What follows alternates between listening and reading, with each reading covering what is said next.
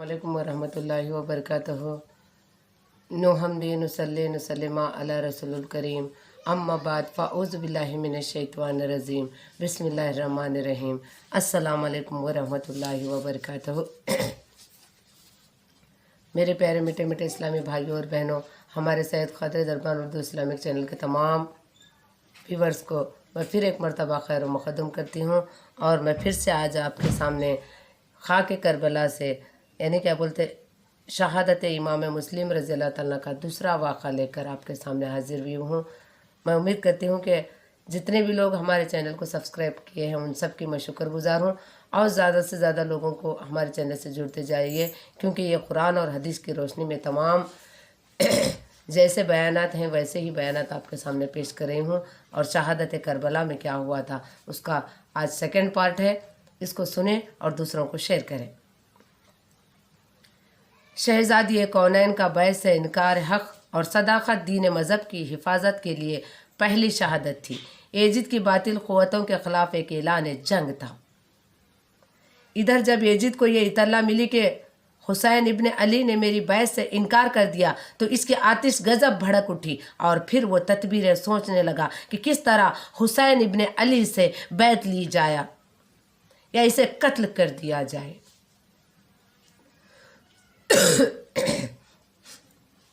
और उधर कूफे वालों ने यजीद के फाशी को फाजूर गैर इस्लामी रोश और गैर दीनी तरज ज़िंदगी से तंग आकर हज़रत इमाम हुसैन को ख़त पर ख़त खासिद पर खातिद भेजना शुरू कर दिए कि ए नवासा रसूल जिगर गोश बतूल, हम कूफे वाले अहले बैत अतारात के पुराने और सच्चे खादिम हैं। हम वही हैं जिन्होंने जंग सफ़े में आपके वालिदा मोहतरमा हज़रत अली के साथ दिया था और अब यजीद हम पर हाकिम हो गया है और हम इस फांसी को फाजिर गैर इस्लामी हुकूमत और गैर दीनी रोज़ के पेश नज़र इसको अपना खलीफा मानने के लिए हरगिज़ तैयार नहीं हैं।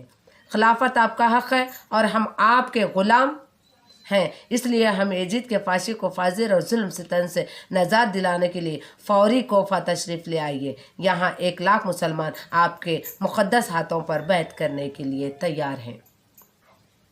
जब कूफे वालों ने सलाम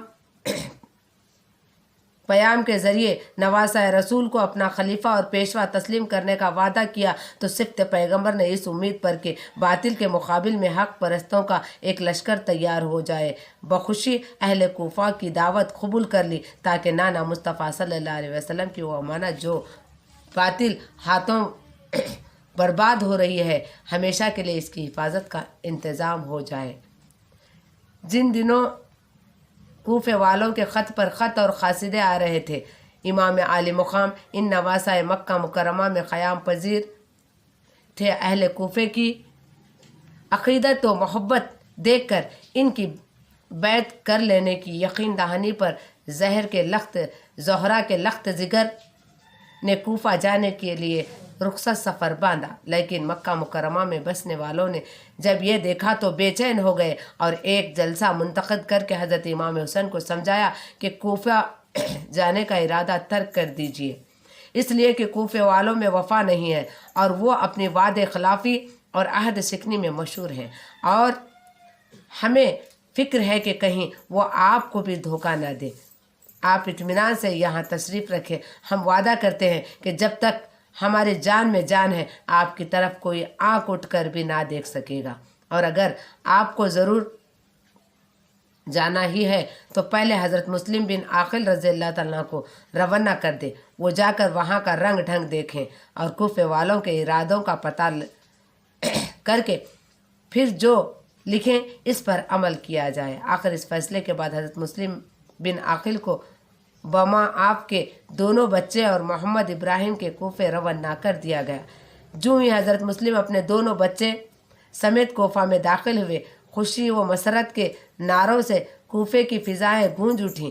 कूफे वालों ने दिली मसरत का इजहार किया, हज़रत मुस्लिम के कदम चूमे, बच्चों को गले लगाया और पहले ही दिन 40,000 कूफे वालों ने हज़रत मुस्लिम के दस्त मुबारक पर बैत की।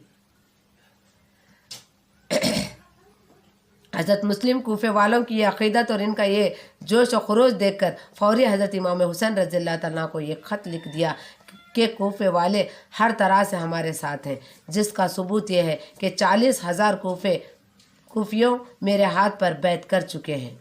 اس لیے آپ فوری تشریف لا کر حق پرستوں کی حوصلہ افزائی کریں۔ یہ وعدہ کرتے ہی ہم اپنی جانیں قربان کر دیں گے، لیکن یزید کی خلافت نہیں تسلیم کریں گے۔ حضرت امام حسین رضی اللہ تعالیٰ کو خط روانہ کرنے کے بعد حضرت مسلم حانی بن عروہ کے گھر خیام پذیر ہو گئے۔ ادھر تو حضرت مسلم کوفے میں آمد پر کوفے والے خوشی منا رہے تھے، ادھر نبی بنی امیہ کے طرف فدار حضرت مسلم کا شاندار استقبال اور پھر کوفے والوں کا جوش عقیدت دیکھ کر انگاروں پر لوٹ رہے تھے۔ دل ہی دل میں یہ سوچ رہے تھے کہ اب یزید کے ہاتھوں سے خلافت گئی۔ اس وقت یزید کی طرف سے کوفے میں نعمان بن بشر گورنر تھے، اور چنانچہ وہ عاشق رسول محب اہل بیت تھے اور جانتے تھے کہ یزید کی شخصیت، حکومت، دین، مذہب کی تباہی کا باعث ہے، اس لیے سب کچھ اپنی نگاہوں سے دیکھنے اور کانوں سے سننے کے باوجود بھی خاموش رہے۔ بنی امیہ کے حامیوں نے نعمان بن بشر کو جا کر کہا کہ یہ جو کچھ ہو رہا ہے یزید کے مناشے کے خلاف ہو رہا ہے۔ اول تو آپ مسلم کو قتل کر دے، نہیں تو گرفتار تو ضرور کر لیں، اور آپ یزید کی تنخواہ اور ملازم ہیں، اس لیے اس کی تمام ذمہ داریاں آپ پر عائد ہوتی ہیں۔ بنی امیہ کے گستاخ چال پسوں کی یہ بات سن کر نعمان بن بشر نے جواب دیا کہ ملازمت اور چیز ہے، عقیدت اور چیز ہے۔ میں یزید کے چند ٹکڑوں کے بدلے ایک ہاشمی جوان خون بہا کر دین و دنیا میں رسوا نہیں ہونا چاہتا، اور سید کو قتل کر کے اپنے عاقب خراب نہیں کرنا چاہتا۔ آج کا واقعہ میں یہیں پہ ختم کرتی ہوں۔